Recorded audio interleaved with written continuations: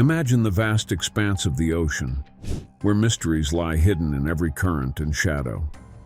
Picture this: 5 brave men exploring underwater, pulled into a massive oil pipeline. Little did they know that their descent into the deep blue would turn into a harrowing experience that would grip the world's attention. Only one makes it out alive. No rescue, just silence. The ocean holds secrets. But this story reveals the harsh reality when adventure turns into a desperate fight for survival. But what led this group of divers to the jaws of danger? And how did this unimaginable happen? Was it a twist of fate, a technical malfunction, or something more sinister lurking in the depths? And will the truth of the tragedy ever surface from the depths of the ocean? Stay tuned as we unravel this mysterious and heart-wrenching story of the Paria diving tragedy, an ill-fated diving expedition that took an unexpected turn. Imagine the sheer terror of being sucked into a narrow 30-inch pipe, swirling in a tornado of water, tools, and fellow men, all beneath the unforgiving waves. This was the horrifying reality for 5 men on February 25, 2022, a day that started as a routine for the LMCS diving team in Paria. Tasked with routine maintenance on a pipeline for Paria Fuel, a government-owned oil company in Trinidad and Tobago, the day took a tragic turn for professional divers Kazim Ali Jr., Yusuf Henry, Faisal Kurban, Rishi Nagasar, and Chris Budrum. Little did they know that what awaited them beneath the surface would become the fatal breakdown of the Paria diving disaster. A GoPro camera attached to a diver's suit captured the events, unveiling a chilling sequence of desperate struggles of not just visuals, but the haunting sounds of the underwater tragedy. The stage was set on a U-shaped pipeline, dormant and not in current use, spanning from the point where oil tankers docked, called Berth 5, to the entrance of the refinery called Berth 6. The divers prepared for their day's work. The mission? To repair these sections of the pipeline. To access the areas in need of repair, the divers had to isolate the pipe from the surrounding ocean. A specialized habitat bell, an 8-foot by 8-foot cube structure, was placed over the pipeline's top. This ingenious system displaced water, creating a dry workspace for the divers. Inside this habitat, the divers could remove their diving gear and use tools safely within a hyperbaric chamber. Their mission included a critical task: removing an inflatable plug at Berth 6, inserted 2 weeks prior to prevent oil leakage. The plug served as an airtight barrier against the pressure from the habitat chamber, safeguarding the oil contents of the pipe and preventing hydrocarbons from escaping. As the divers worked together, passing tools and coordinating their efforts, a wrench was retrieved to loosen the plug's valve. Kazim Ali, positioned on the ledge, passed the wrench to his colleagues before preparing to remove his diving equipment. However, what happened next defied all expectations. Upon opening the valve, an overwhelming force seized the group. Water rushed into the habitat and down the pipe, creating an instant flush that pulled the men and their equipment into a tumultuous underwater vortex. The divers were helplessly drawn into a tornado of water within the pipeline's confines, leaving them disoriented and struggling for breath, barely comprehending the sudden chaos.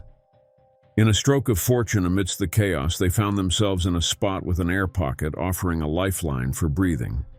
The GoPro attached to one diver's suit recorded the frantic moments just before they were sucked into the pipe. Everything went black, but the audio captured the rustling and movement, revealing the men's voices shouting within the unexpected confines of the pipeline, meant for crude oil.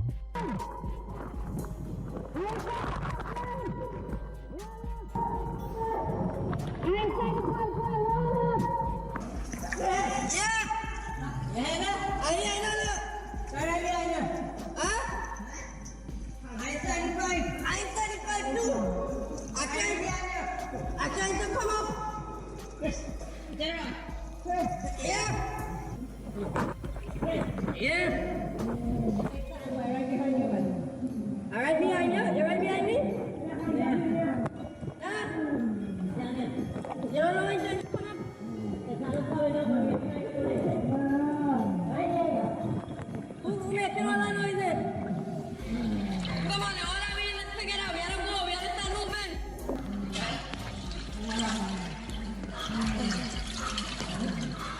Within the confined darkness, the divers, originally destined to work in crude oil-filled pipes, found themselves in a twisted irony.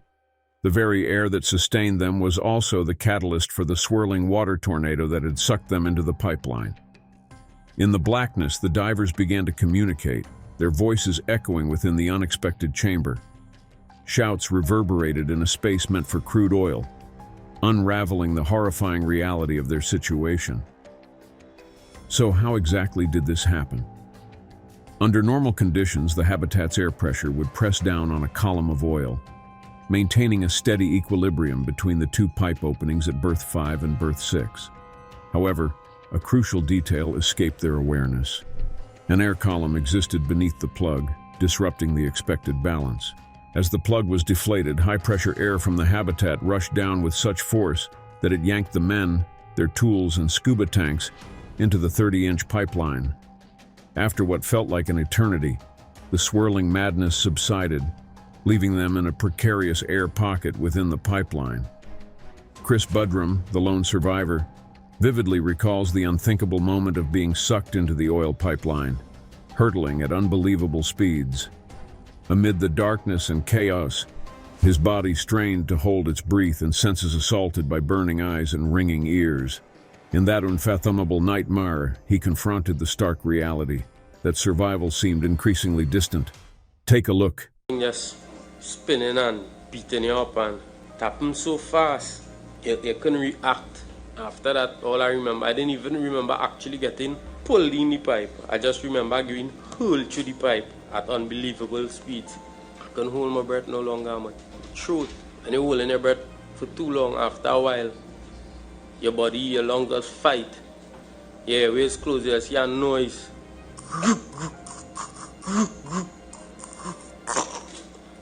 Your body suffering to pull air.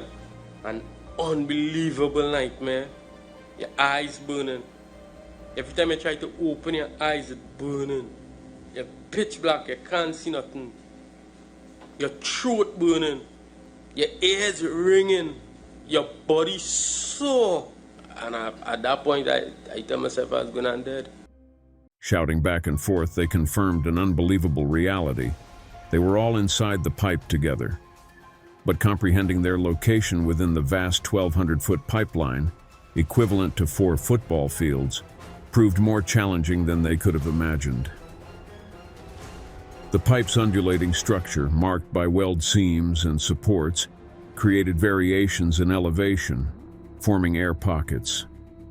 Disoriented and bruised, the men collectively decided to shuffle as a group towards one end.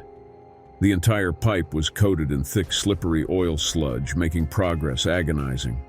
Broken bones, battered organs, oil-soaked eyes, and nostrils, all endured in complete darkness.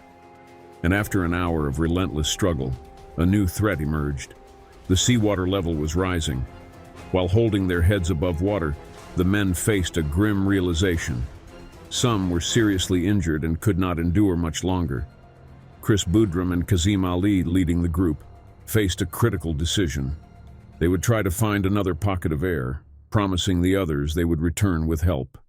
The two men swam forward, navigating the treacherous oil-laden darkness. Their persistence led them to a second air pocket near the riser pipe. Ecstatic to find 2 scuba tanks, they believed salvation was within reach. They almost depleted both oxygen bottles moving through the next section, but Kazim's injuries hindered their progress. In a selfless act, Chris took what remained of the oxygen, deciding to swim alone for help. In the narrow 2.5-foot tube, he pushed the tank along, making his way toward what he hoped was the end of the pipe. A frightening thought struck him. What if this was berth 5 and not berth 6? With his tank almost empty, the stakes were high. With a prayer, Chris pushed off the bottom, ascending towards the surface. After more than 2 hours of navigating the oil-filled darkness, relief washed over him as he reached the top of the water at berth 6. He banged and screamed to catch the attention of the ship team. Rescuers found him and assisted him in climbing out with a chain. Overwhelmed and exhausted, Chris conveyed that air pockets existed in the line, and all the men were still alive. Rushed to the hospital, he left rescuers with a crucial message. There was air, they were hurt, but they were alive. In the aftermath of the Paria diving tragedy, hope flickered when Chris Boudreaux surfaced alive, signaling the possibility that the others might still be clinging to life inside the pipeline. Uncertain about their fate, the rest of the LMCS team believed the men might have drowned in minutes, assuming the pipe was filled with oil. Each passing hour added to their despair, grappling not only with injuries from the initial flush, but also the challenge of breathing in the acrid, oily air. Despite Chris Boudreaux's explanations, divers in the water above received no signs of life. The trapped men tapped in response, signaling their presence, yet the awaited rescue never came. Stranded in the dark, they fought pain, struggled for attention, and sought the exit, realizing that no one was on their way. Because everything inside me open and rescue, you know? Everything inside me open and rescue was going on. Nobody was making an attempt to rescue me. Debates ensued about the actions of LMCS, Paria Fuel, Heritage, and the Coast Guard. Some claim Paria hindered a rescue attempt, while others argue there was no viable plan without risking more lives. Regardless, the undeniable truth remains. 4 men were alive when Chris was rescued. Banging on the pipes continued for nearly 48 hours, ceasing only after their bodies were recovered. Autopsies yielded conflicting results on the time of death, but all men lived until various times on Saturday, with some possibly surviving until Monday. As the Trinidad and Tobago Commission of Inquiry investigates, the looming question persists. Did they succumb to injuries, run out of air, or drown attempting to reach a pipe exit? Now we want to hear from you. Do you believe the men could have been saved, or was the situation truly beyond rescue? Share your thoughts in the comments below. Also, don't forget to like this video and subscribe to our channel for more.